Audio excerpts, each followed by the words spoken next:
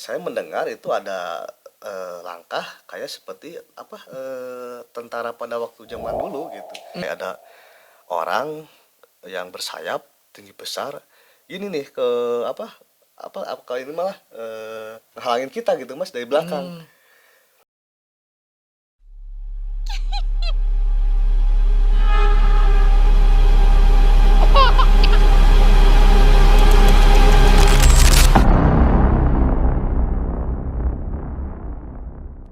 Halo, halo, halo, halo.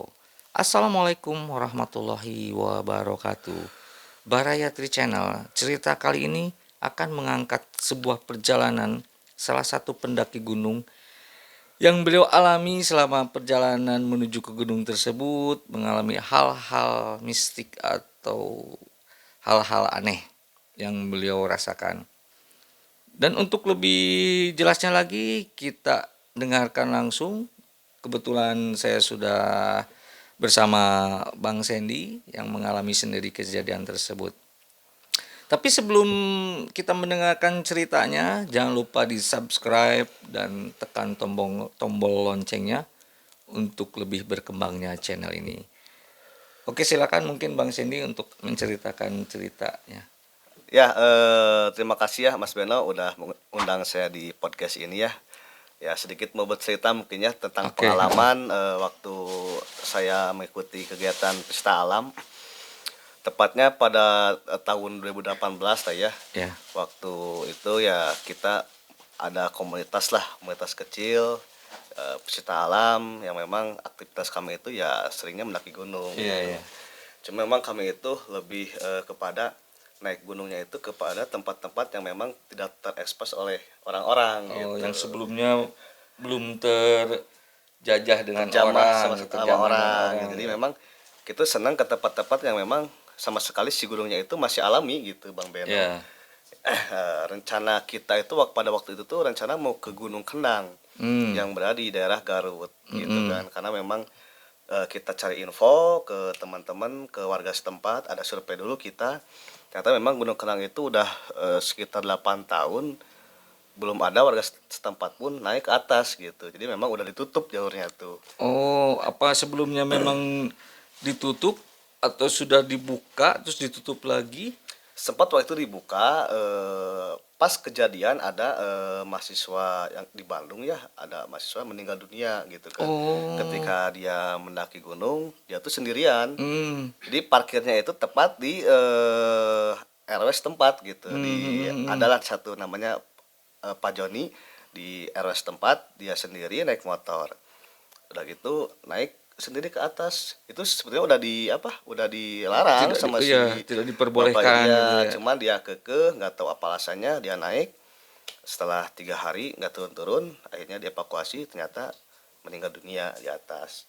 Setelah itu gunung tersebut udah nggak ada aktivitas lagi warga Ya. setempat ataupun apa pendaki gunung yang lain diperbolehkan naik ke atas. Iya, iya, iya. Tadinya kita mau ke Gunung Kendang tapi melihat situasi dan kondisi tidak memungkinkan Iya. dan apa RW setempat pun tidak mengizinkan, akhirnya kita cari tempat lain untuk apa mendaki gunung.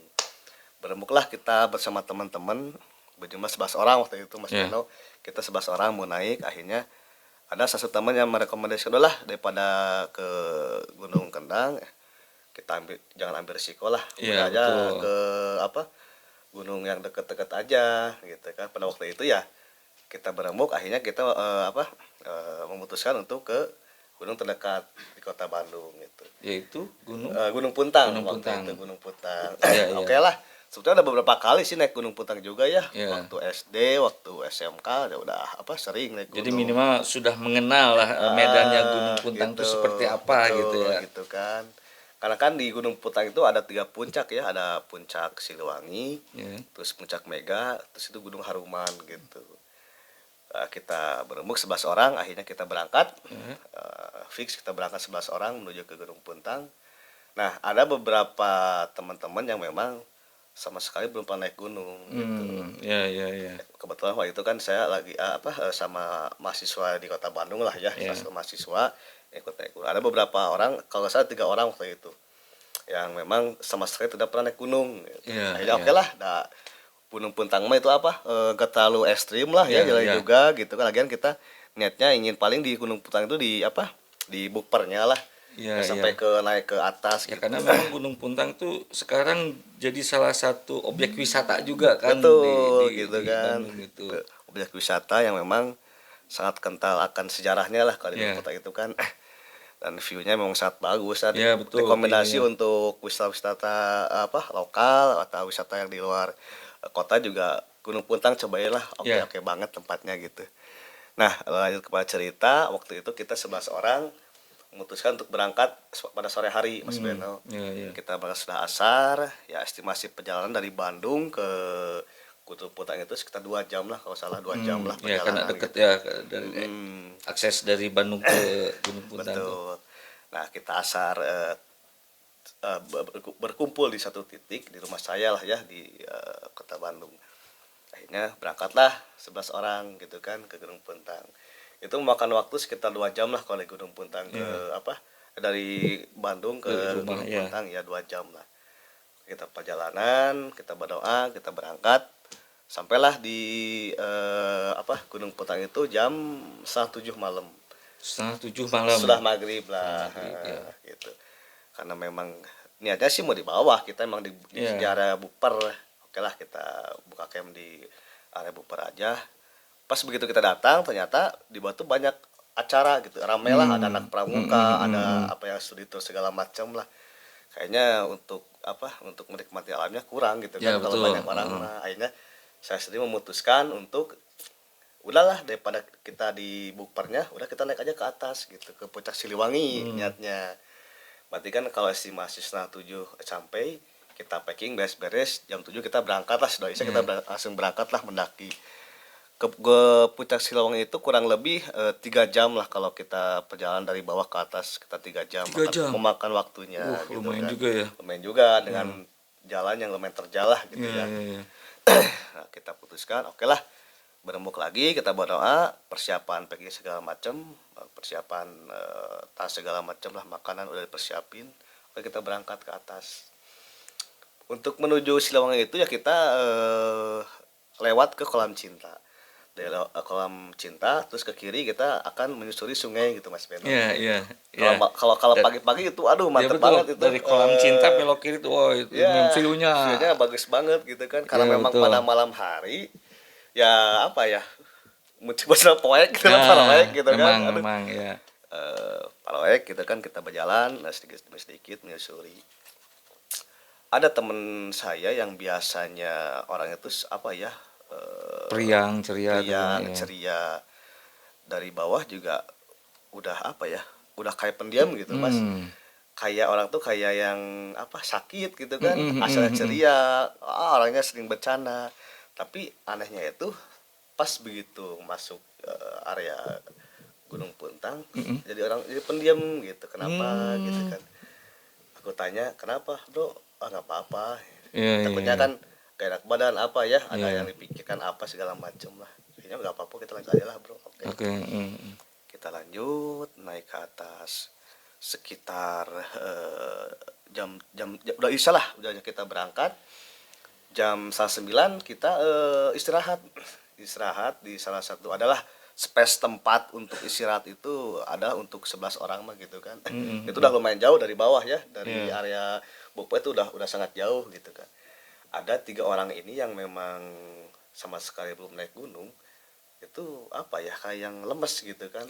Ya kebayang lah gitu kan. Karena mungkin mereka nggak terbiasa mungkin ya. Ya karena mungkin mereka agak terbiasa naik gunung, udah gitu kan cuacanya dingin, Ya, jalannya terjal gitu kan, otomatis apa ya, kaget lah. ya, ya. Kaget sampainya dia minta, Kang berhenti dulu lah sebentar, gak kuat banget. Sama temen yang saya satunya gitu yang biasa ceria ya pendiam aja Mas, Iya, dari mendadak awal pendiam. begitu pendiam aja. Kenapa bro? Nggak apa-apa gitu. Udahlah, karena memang lumayan jalannya malam gitu kan, jalannya masih terjal ke atas ya. Udahlah, saya memutuskan untuk istirahat Ya, sebentar jadi gitu Kang kan. Sandy itu dengan tim memutuskan untuk istirahat di tengah-tengah perjalanan sebelum menuju ke puncak Siliwangi itu. Betul ya, Oke. istirahat lah segala macam. itu kan yang bertiga itu ya udah kondisi udah aduh kasihan lemes banget gitu Iya. kan. Kalau kita mah yang sering naik gunung gitu ya belum ada apa-apanya kalau Iya, gitu mah iya kita udah betul. Mm. baru belum apa setelah perjalanan karena memang ya saya mewajarkan lah ya udah kita buka tenda aja di sini lah kalau mau mah kita jangan terusin ke atas aja. Saya memutuskan untuk ngecamp di area tersebut gitu Mas Beno. Karena kan kalau udah kita berhenti di titik lokasi istirahat otomatis kan kita bagi tugas ya, Iya betul. ada yang bikin tenda, Iya. ada yang masak, ada Iya. yang cari kayu Kayu bakar bakar gitu ya, ya. kita bagi-bagi tugas lah Iya. gitu ya. Nah begitu beres pasang tenda, udah matras udah kita gelar semua, anak-anak sebagian ada yang cari kayu bakar. Nah begitu pas kita mau masak nasi ya otomatis kan ada kompor ya. Iya. Ternyata si kompornya itu ketinggalan Mas Eno di tempat Keting- parkir di bawah. Itu salahnya. Otomatis kan perbekalan ya kita bawa cemilan ya. Iya, iya. Kita bawa cemilan cuman kan dengan kondisi yang kita udah perjalanan jauh lah, otomatis kan lapar ya. Gak akan cukup gitu kan kalau cemilan itu hanya untuk mengganjal Iya perut betul, saja iya gitu kan. betul. Sedangkan kan malam masih panjang gitu Iya. kan. Aduh gimana ini kenapa bisa ketinggalan, ternyata ketinggalan di tempat parkir gitu Mas Ben. Yang tadi awal di bawah itu. Ya gitu kan. Yang 3 orang ini ya udah ngedrop lah posisinya gitu, udah aduh gimana tuh Mas. Kita kan harus bikin nasi, nah, harus Ya untuk air, memulihkan energi lagi kan. kasih masak air gitu kan segala macamnya. Pada akhirnya kita berembuk lah berlima lah ya, salah satu senior lah ya, gimana Kang, ya, kompor mah harus ada gitu ya, Iya, karena iya betul. itu untuk ya tadi untuk mengisi energi kita semakan gitu, mau gak mau harus makan. Gimana Kang, pada waktu itu pun saya memutuskan gitu kan, untuk ya udahlah kita packing lagi semua lah barang-barang, udah kita turun aja ke bawah, nggak akan bener gitu kan. Apalagi kan lihat si teman saya itu ya udah kayak yang sakit gitu, kalau lihat mah gitu kayak ngedrop lah. Jadi maksudnya Kang Sandy itu memutuskan untuk balik lagi ke bawah. Balik lagi ke bawah gitu kan, balik lagi ke bawah karena memang ya tadi saya sangat membutuhkan kompor itu gitu. Ya betul. Heeh. Apalagi kan yang 3 orang ini kan udah ngedrop, udah kondisi lemes gitu ya. Selain karena kompor, dilihat juga karena rekan yang lain mulai mengalami lemes atau apa Lemes entah ya, apa itu ya kan ngedrop gitu lah ya. Ya. ngedrop lah. Akhirnya ya udahlah kita sepakat semua untuk kembali ke bawah, Ke bawah. gitu. Berarti kan kita sudah menempuh perjalanan 1,5 jam lah, itu udah lumayan. Kalau ke Putang itu 1,5 jam itu udah lumayan jauh Mas, Iya, gitu kan, udah iya, betul dari sumber banget. air pun juga udah gak kedengeran gitu. Iya, iya. Jadi kalau kita mau ambil air juga kan harus ke bawah, harus ke Iya. harus ke sumber air gitu, itu lumayan jauh gitu. Akhirnya saya memutuskan udah kita pulangin ke bawah lah gitu, Iya. daripada kita takut terjadi hal yang tidak diinginkan, kita kembali ke bawah. Tadi itulah Mas, ketika kita packing, kita beres-beres lagi, otomatis teman saya ini di depan semua, saya di belakang gitu. Ya jaga Kang Sandy paling belakang. paling gitu. belakang. Nah disitulah Mas awal mulai mengalami ya tadilah kalau bisa dibilang kejanggalan-kejanggalan. Ya, ya, ya. Sebetulnya sih saya tuh salah satu orang yang memang disebut percaya, Ya. tapi tidak terlalu mengamini lah kepada Ya. hal seperti itu. Jadi Ya, prinsip ya. saya itu ya masing-masing aja Ya. gitu. Kalau saya ke gunung juga niatnya tadilah ingin menikmati alam, ingin hiburan gitu, tapi nggak terlalu percayalah hal seperti Ya, ya. itu Mas. Santai saya di belakang, paling belakang. Udah kita packing semua, anak-anak di depan, saya paling belakang gitu Mas. Nah disitulah saya mengalami kalau bisa dibilang kejanggalan lah, kejanggalan kayak saya mendengar gitu ketika ada 200 meter dari tempat kita istirahat, saya mendengar itu ada langkah kayak seperti tentara pada waktu zaman dulu gitu, derap langkah tentara gitu Mas. Iya, iya, iya. Itu sangat jelas sekali di belakang saya gitu kan. Kalau misalkan saya paling depan, anak-anak di belakang otomatis kan kedengeran ya suara kaki berjalan, tapi Iya. ini saya paling belakang gitu kan. Dan ini kayak kayak derap langkah tentara lagi berbaris gitu Kayak Mas. sepatu. Boot itu kan, Iya, iya. kan kalau sepatu boot itu kalau digitu kan kedengaran Iya, banget ya. kedengaran Nah banget, itu di jelas. belakang situ sangat jelas banget gitu Mas. Hmm. Di situ saya merindingnya juga tuh, merinding saya ada ceritanya. Itu karena kan saya sebagai apa ya, bisa dibilang yang dituain lah Iya, di iya. anak-anak yang lain gitu kan. Saya menjaga supaya anak-anak tidak takut. Pengennya Iya. saya teriak mas, ya teriak kayak manusiawi gitu ya. Iya, betul. Saya pengennya teriak gitu, karena takut. Pengennya saya lari ke depan, cuman kan melihat situasi kondisi takutnya Biar yang kalau lainnya juga nggak ikut panik iya, gitu. kalau saya berteriak, kalau saya bilang ke anak-anak pasti anak-anak panik gitu kan. Udahlah, saya itu baca-baca sebisa-bisa lah. Dan itu suara itu tuh terus terus Masih terdengar. masih terdengar kayak yang ngikutin kita gitu, Hmm. arah kita gitu. Saya di situ mulai shock gitu mas, mulai shock tuh ya cepat jalannya, yang di depan cepat gitu kan, sambil dalam hati tuh baca-baca Iya, doa iya, apapun yang saya sebisa-bisa bisa-bisa mungkin ya. gitu kan. Setelah saya baca-baca, alhamdulillah siswa itu menghilang, lambat laun menghilang gitu. Hmm. Nah, kejadian itu jarak sekitar 200 meter itu ada kejadian lagi mas, Oh, masih ada itu. masih ada lagi. Entah kenapa di belakang saya itu kayak ada apa ya, apa kalau dibilang mah kayak ada orang yang bersayap tinggi besar ini nih ke apa kali ini malah ngehalangin kita gitu mas dari belakang. Hmm. Nah itu teman-teman saya semua itu merasain gitu mah, Semua. semua itu merasakan gitu, kayak kalau bahasa Sunda mah kalong lah ya, kalong wewe cuman gede gitu mas. Bentukannya Sampai kayak kalong. karena kan waktu itu nggak hujan sih, cuaca lagi cerah ya, Iya, iya. jadi si bulan itu terlihat gitu sama kita tuh gitu kan. Iya, iya. Muncul bahasa nama cang bulan Cang gitunya. bulan, ya, Nah, ya. sampai si cang bulan itu ketutup gitu kan sama si ya entah Oh. makhluk apalah.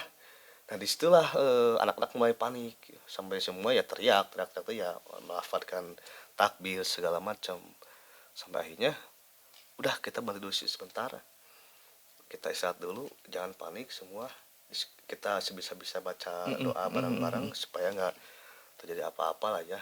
Kita diam dulu, kita berdoa bareng-bareng ya, alhamdulillah hilang gitu kan si makhluk tersebut gitu. Dan itu eh, saking besarnya mungkin ya, sampai cahaya bulan pun ketutup. Ketutup, Padahal Mas. pada malam itu cuacanya lagi bagus Lagi bagus ya, bahkan center kita pun ya sampai apa ya, sampai sangat gelap gulita gitu, nggak kelihatan apa-apa gitu kan, karena itu karena kan ketutup itu, karena ketutup itu gitu. ketutup makhluk tersebut. Kayak yang apa, kayak yang mau nutup kita gitu mas Oh. gitu. Nah itu semua merasakan gitu anak-anak yang lain. Kalau yang derap tadi langkah seorang terakhir itu cuma saya aja yang ngalamin gitu kan, orang yang depan nggak tahu gitu. Nah, kalau ini semua merasakan gitu ya. Ini sangat merasakan semua gitu mas, sampai akhirnya waduh gimana nih, udah kita ke bawah aja lah gitu kan. Ternyata setelah di bawah, pada saat akhirnya kita sampailah ke tempat bukber ya, sampai anak-anak juga pada pucat mukanya, Iya, pada iya, ya rewas gitunya, Iya, tegar kaget ya. kalongan lah. Iya. Yang satu temen yang satu itu yang Yang tadi diceritain jadi tadi, pendiam itu. pendiam itu tiba-tiba dia pingsan. Hmm. Pingsan begitu saya bangunin, kenapa kamu, itu dia kesurupan. Oh, Kesurupan itu anehnya tuh, kesurupan tuh dia tuh pakai bahasa Belanda gitu mas, jadi ngomong ngomong ngomong tapi pakai bahasa Belanda gitu. Kebayang nggak mas? iya sih. Kalau saya mah tertawa karena lucu gitu. Yang lain mah panik banget itu. Itu posisi pas kita mau ke ya mau ke bukber lah, dekat mau ke tempat bukber gitu kan. Dia kesurupan, dia pakai bahasa Belanda gitu. Itu yang anehnya itu. Udahlah setelah itu saya kasih air, udah sebisa-bisa ya baca doa segala rupa. Udahlah. Akhirnya istighfar, bangunlah dia. Terbangun tuh gak bilang apa-apa mas, kayak apa ya, saya aduh Ya mungkin dia pun nggak sadar kali ya. gitu mas. Dia bilang udah sen, nggak akan bener, kita pulang aja lah ke Bandung, jangan dilanjutin, kita ngecamp di sini. Dia bilang gitu pada akhirnya. Tapi itu kalau ada yang bisa mentranslatekan bahasa Belanda itu, saya penasaran gitu mas.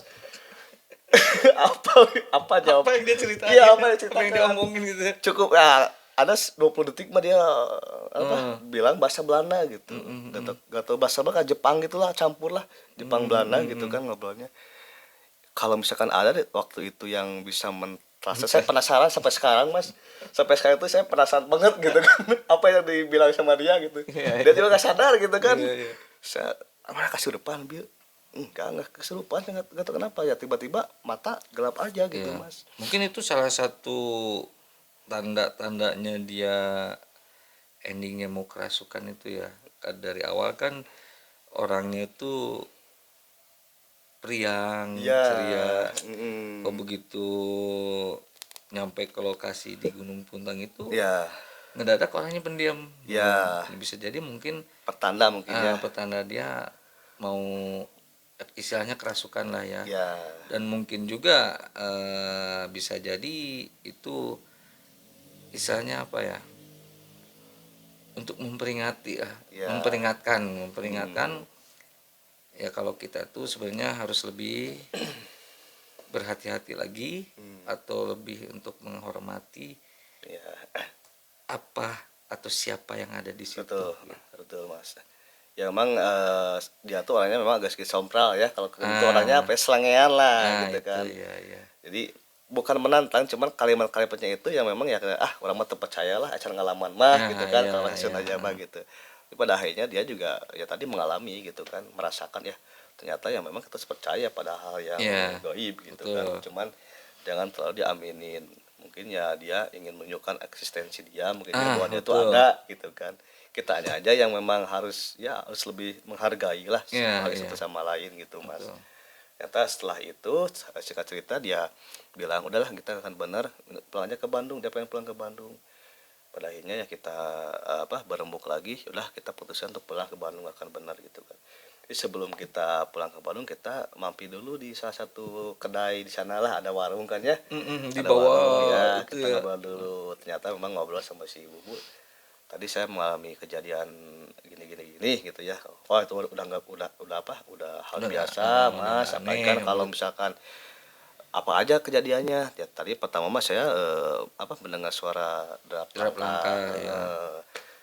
terus si kata si ibu tuh di rumah jangankan di atas, di bawah juga sering kalau malam-malam Oh, gitu kan, di area bumi perkemahan itu memang sering. Karena kan dulunya katanya itu tuh ada radio Belanda ya, radio yang pertama kali dibangun Belanda di Indonesia tuh ya di Asia Tenggara tuh ya di Gunung Puntang, oh iya betul. namanya Pernah radio dengar ya ya Malabar ya. gitu kan, yang dibangun oleh Belanda.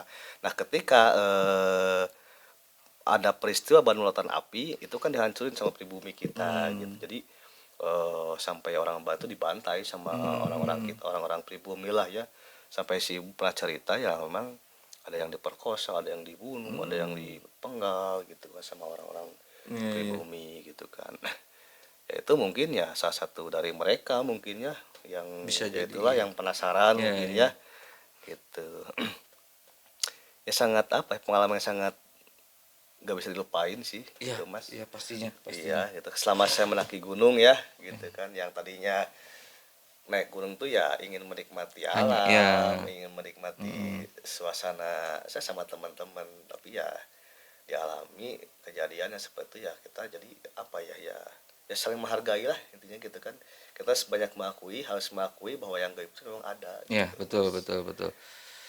Ya, kita memang tidak bisa memungkiri hidup kita tuh secara tidak langsung memang bergesekan dengan hal seperti itu. Mm-mm, Ya, mau tidak mau kita harus percaya juga dengan hal-hal seperti itu. betul mas. Oke, Bang Sandy, Mm-mm. ceritanya sudah cukup atau masih Ya ada hal paling lain? saran aja tuh para adik-adik ya, untuk para teman-teman yang Hmm, memang baru memulai hobi naik gunung, ya, ya kita harus saling menghormati lah, tuh, cintai alam, lindungi ya, alam, karena kita kita juga bagian dari alam ya mas ya. betul. Intinya kita harus saling menghargai terhadap sesama, terhadap alam lingkungan, ya kita harus oke lah Ya, gitu kan ya. setuju, setuju, Gitu. Harus baik terhadap sesama gitu mas. setuju, setuju banget. Gitu paling mas yang bisa saya ceritain ya. Mungkin terima kasih nih sekali lagi udah mengundang saya di Oke. podcast ini. Oke Bang Sandy, Ya, terima kasih banyak sudah menceritakan pengalaman perjalanannya selama ke Gunung Puntang. Mudah-mudahan kita bisa ambil hikmahnya dari cerita ini ya Sandy. ya, Oke sahabat Tri Channel, cukup sekian dan terima kasih. Dapat kabar kalau eh, si driver ini ganti diri, itu udah dapat. Pada waktu itu ya saya